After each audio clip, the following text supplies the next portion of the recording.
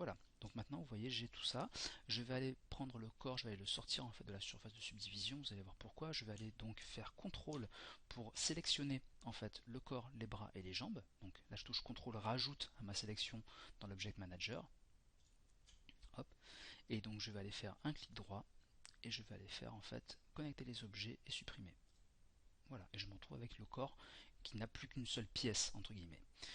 Donc là maintenant, je vais aller tout de même finir de préparer un petit peu mes soudures, notamment au niveau, vous voyez, du corps.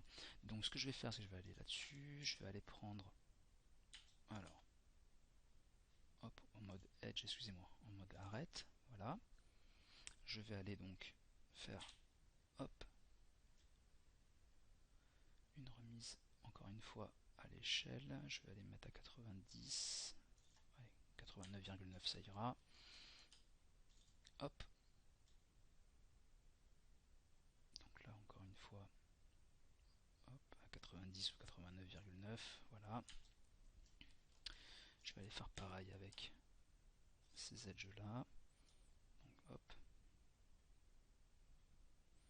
Je pense que 90 aussi ça suffira.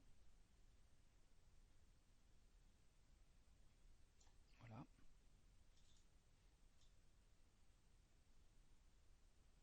Et voilà. Hop. Donc je vais faire une dernière petite chose au niveau des points pour, on va dire, avoir une forme un petit peu plus ronde que ce qu'on a là en fait, qui va peut-être pouvoir nous gêner tout à l'heure. Donc à ce moment-là, je vais aller prendre les points qui sont comme ça dans les diagonales. Hop. Toujours pareil avec la touche T hein, pour faire la mise à l'échelle. Et je vais aller diminuer un petit peu ça. Hop, allez, on va s'arrêter à 80, vous allez voir. Voilà. Idem pour ce côté-là.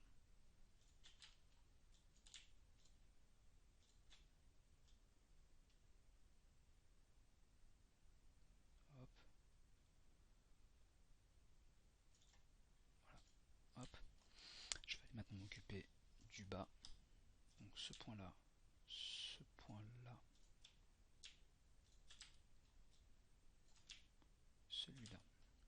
et celui-là.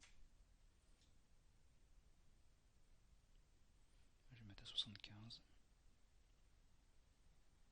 Voilà. Hop là, excusez-moi.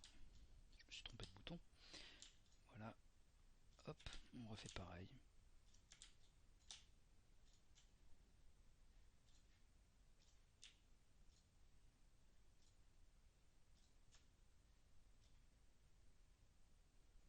Alors je ne sais pas si je l'avais déjà dit en fait, mais je vais le répéter au cas où il vaut mieux. Si vous voulez rajouter à votre sélection, en fait, vous allez maintenir la touche Shift. En fait. Hop, 475,1, ça ira, ce sera bon. Donc Shift, je rajoute à ma sélection, que ce soit des points, des polygones, des objets, ce que vous voulez. Et en fait, avec la touche CTRL, vous retirez de la sélection. Voilà. Hop, donc là j'ai préparé mes différentes soudures. Je vais pouvoir aller faire en fait maintenant comment dirais-je, euh, de la soudure en fait point par point. Ce qu'on fera je pense dans le premier module parce que là au niveau de... je vais le faire maintenant et puis je couperai la vidéo en deux, vous ne tracassez pas de toute façon. Donc hop, regardez bien. On va aller donc se mettre en mode point. Voilà, on va aller prendre la sélection. Je vais aller mettre en fait les deux points que je veux souder. Je vais aller faire clic droit, je vais demander la soudure et je clique sur le point au bout. J'appuie sur espace pour revenir à la sélection, hop, hop, et voilà. Et maintenant, on n'a plus qu'à répéter l'opération. Alors encore une fois, ce n'est pas des process qui sont, on va dire, optimisés, hein. Il y a des façons un petit peu plus simples, vous allez voir, mais on rajoutera de toute façon des possibilités au fur et à mesure. Là, comme ça, c'est plus finalement la méthodologie, le fait de prendre les points et de les ramener en fait sur les autres points et les fusionner qui m'intéresse, que vous compreniez.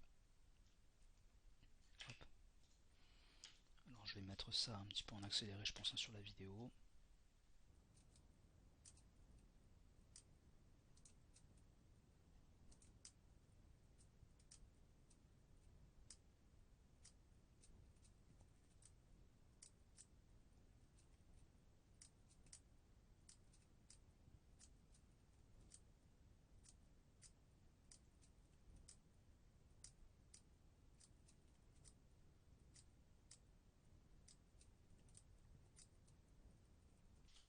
Allez, on va faire pareil avec les bras maintenant.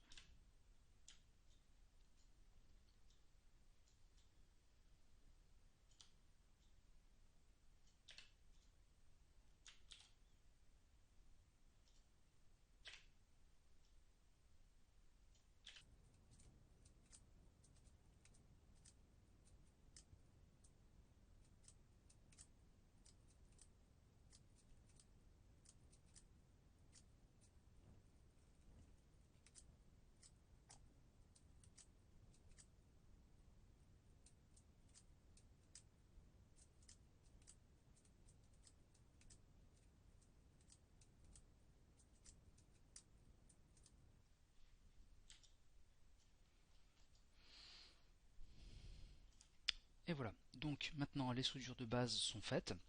Je vais juste aller optimiser très légèrement tout ça pour, comme je vous disais, plus tard faire bouger un peu les bras éventuellement, alors ou avec des transformations très simples ou avec un rigging, hein, ce qu'on verra pardon, un petit peu plus tard.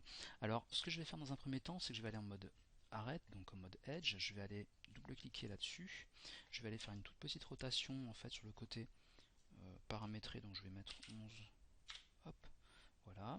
Je vais maintenant appeler la touche T, agrandir un petit peu ça. Je vais me mettre à 110, ça suffira. Hop, voilà. Hop, je vais faire exactement pareil maintenant de l'autre côté. Sauf que du coup, au niveau de la rotation, je vais être sur moins 11 puisque je suis en symétrie. La transformation en fait au niveau de l'échelle, par contre, ne bouge pas. Je reste hop, à 110. Voilà. Et je vais juste rajouter en fait un cercle d'arrêt, donc on appelle un loop tout simplement, pour fluidifier après, comme je vous disais, les déformations qui seront liées à la mise en pause ou à l'animation du personnage. Donc à ce moment-là, je vais aller prendre le couteau, donc clic droit, je prends mon couteau, je vais aller tout simplement mettre à peu près au milieu. Hop, alors oui, il faut que je retire par contre ma sélection. Voilà, hop, je vais aller faire la même chose de l'autre côté. Voilà, je vais aller faire pareil à ce niveau-là.